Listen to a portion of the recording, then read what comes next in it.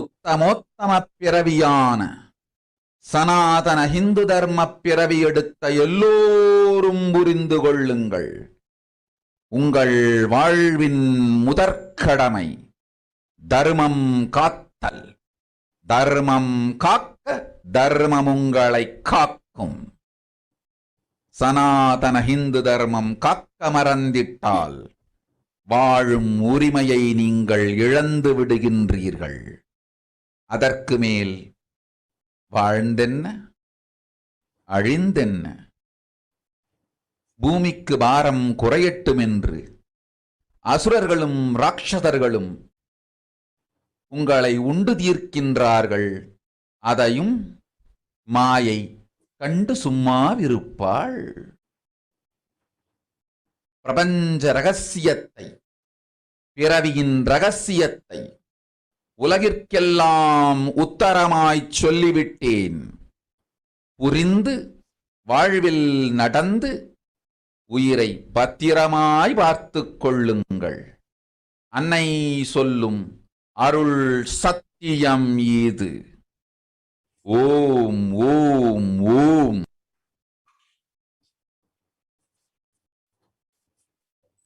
Let us look at Devi Parashakti's revelations mapped into English. Listen, Andajam, Yonijam, Jalajam, Bijam, like this in 4 types of births in 84 lakh yonis. And all these births, the most greatest birth of them all is human birth. Even in that human birth, being born and toiled many times, after getting burnt and toiled in politics, in finance, in luxuries, dharma, artha, kama, and those who decide of not wanting this birth, wanting only moksha, only those will have the Hindu Dharma Yonijam, the Sanatana Hindu Dharma Yonijam of being born to Hindu parents. Human birth is Uttamam, the best. And Sanatana Hindu Dharma human birth is Uttamottamam, the best of the best.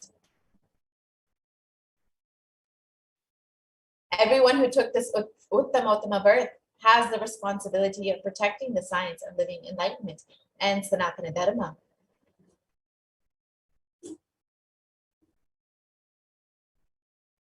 And also they have the right of experiencing its benefits.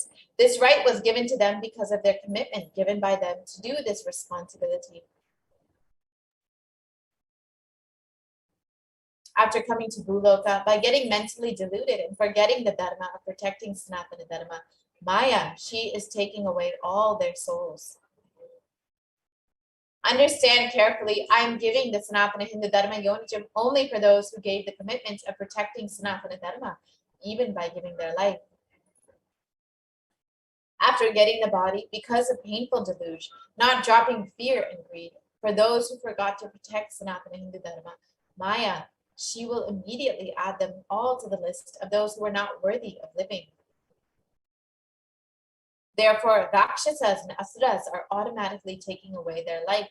Understand properly, for those who stand that even by giving their life, they will protect Dharma, will permanently have Virasvarga and Kailasa Padavi. For any reason, people who forgot to protect Dharma, having the Uttamottama birth of Sanatana Hindu birth, there is no other way for them. Sanatana Hindu Dharma human birth is Uttamottama human birth. Your rights in this, also your responsibility in this world is large. Protecting Dharma is responsibility.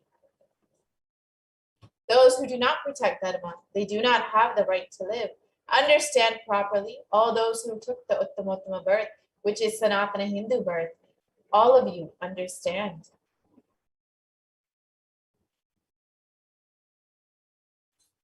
The first responsibility of your life is protecting Dharma. If you protect Dharma, Dharma will protect you. If you forget to protect Sanatana Hindu Dharma, you lose the right of living. After that, what bothers whether you live or get destroyed?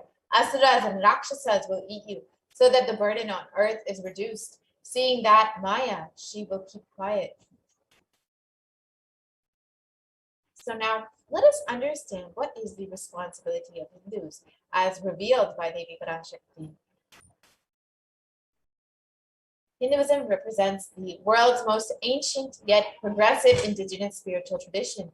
It is an open framework model of civilization that stands for global peace, vegetarianism, non-violence, yoga, worship of nature, temple-based living, manifesting spiritual powers, and the inherent divinity of every being. The Hindu nations were ecosystems where more and more enlightened beings could be produced, so that enlightened civilization could be kept alive and its great gifts shared with the world. So now let us look at some of the references from Hindu nations from our Hindu scriptures. One of the most famous Hindu nations was the Ramaraja, the Hindu nation ruled by Bhagavan Rama, and it was described in the Valmiki Ramayana. There were no widows to lament, nor there was any of the animals, nor any fear born of diseases. The world was bereft of thieves and robberies. No one felt worthless, nor did old people perform obsequies concerning youngsters. Every creature felt pleased. Everyone was intent on virtue, turning their eyes towards Rama alone. Creatures did not kill one another. And the description continues on. People survived for thousands of years with thousands of their progeny, all free of illness and grief. The trees were bearing flowers and fruits regularly without any injury by pests and insects. The clouds were raining in time, and the wind was delightful to the touch.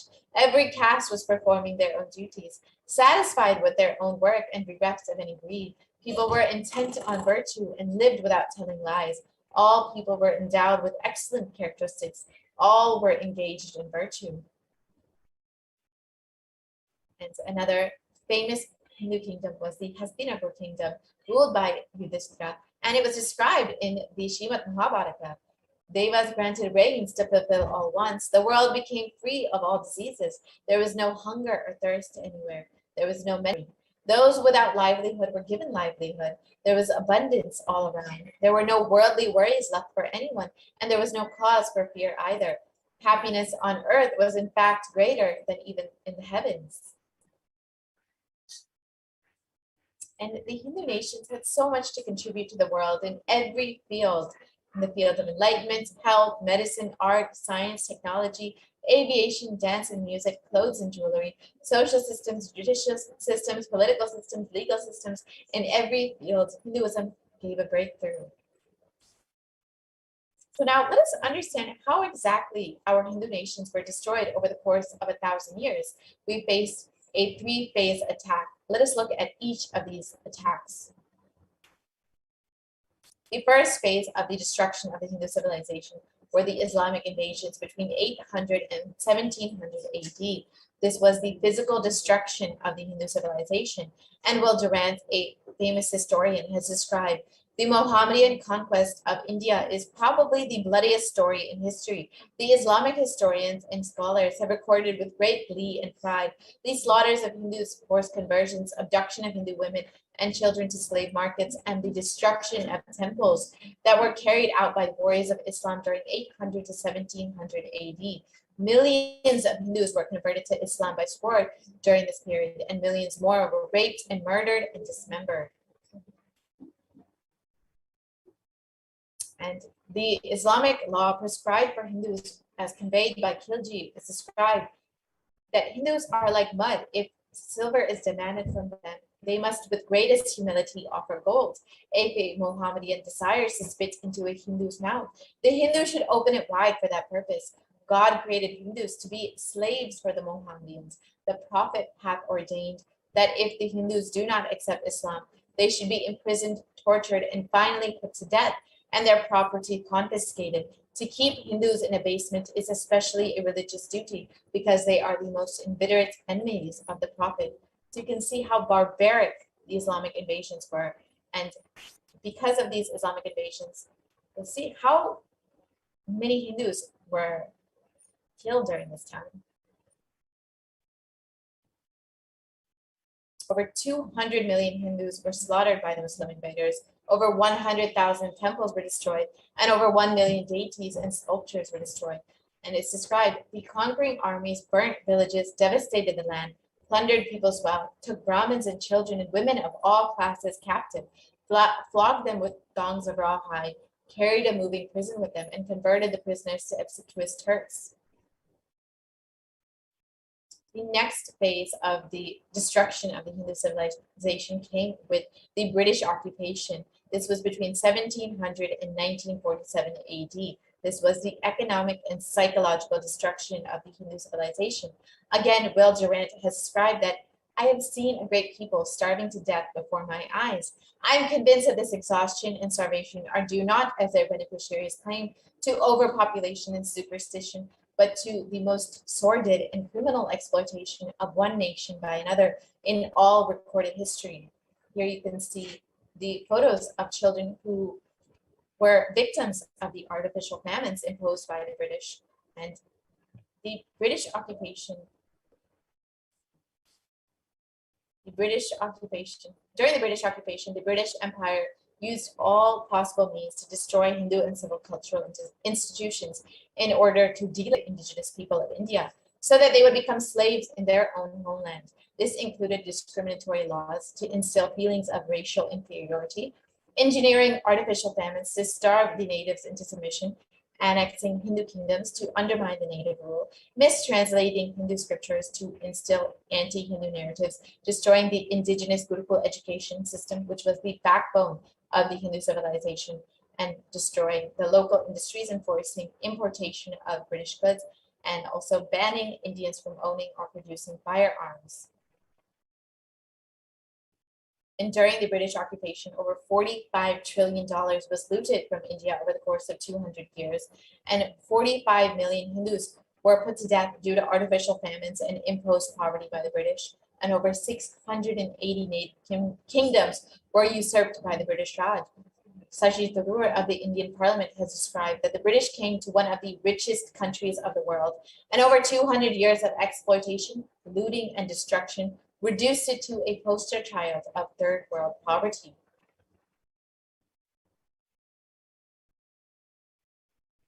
Next phase of the destruction of the Hindu civilization came with the secularization of India after the independence of India from the British occupation between 1947 and current day. And this has been ruled by brown faces, British Hindus, and Nehru, the first Prime Minister of India, has described what a disgusting, savage people we are. Politics, progress, socialism, communism, science. Where are they before this black religious savagery? India can never be a Hindu republic. And B.R. Ambedkar, the first law minister and principal architect of the Indian Constitution, has described, if Hindu Raj does become a fact, it will no doubt be the greatest calamity for this country. No matter what the Hindus say, Hinduism is a menace to liberty, equality, and fraternity. It is incompatible with democracy. Hindu Raj must be prevented at any cost. These were two of the nation's first leaders, and yet they had a very good. And the modern Indian legal system, academia, and media all systematically also undermine, suppress, and delegitimize the Hindu institutions and culture. The Indian Constitution has established government control and taxation over Hindu temples, while other temples, schools, and other institutions, while other religions are free from this interference. And Articles 26 through 30 of the Indian Constitution discriminate against Hindus by giving special rights and benefits to non-Hindus. This includes government benefits and scholarships. And Hindu kingdoms and self-governance has also been abolished after the secularization of India. And anti-superstition laws have been passed to criminalize Hindu practices and rituals, and mainstream Indian academia describes Hindus as sexist, racist, backwards, and oppressors, and negative media portrayals do the same, and both in Bollywood and in TV.